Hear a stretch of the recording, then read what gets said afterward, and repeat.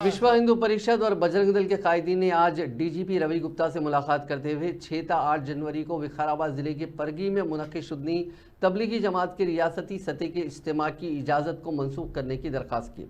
विश्व हिंदू परिषद के रियासती सेक्रेटरी पिंडारी नाथ और ज्वाइंट सेक्रेटरीज जी राजेश्वर रेड्डी, भानु प्रसाद और बजरंग दल के स्टेट कन्वीनर शिवरामलू तिरुपति नायक ने डीजीपी से मुलाकात करते हुए एक याददाश्त भी पेश की। बाद मीडिया से बात करते हुए उन कायदीन ने कहा कि रियासत की कांग्रेस हुकूमत ने एक दहशतगर्द तंजीम को इज्तिमा के इनेकाद के लिए सरकारी खजाने से 2 करोड़ 45 लाख रुपए जारी किए, जो गैर दस्तूरी है। उन्होंने कहा कि हिंदुस्तान की सालमियत और इत्तेहाद को मुतासिर करने वाली तंजीम को रियासती हुकूमत ने फंड जारी करते हुए दस्तूर की खिलाफ वर्जी की है। उन कायदीन ने कहा कि तबलीगी जमात पर कई मुस्लिम ममालिक ने पाबंदी आयद की है, आया इस बात का इल्म रियासती हुकूमत को नहीं है। उन्होंने कहा कि 6, 7 और 8 जनवरी को परगी में मुनक्किद होने वाले इज्तिमा की इजाज़त को मनसूख कर देने की डीजीपी से नुमाइंदगी की गई है।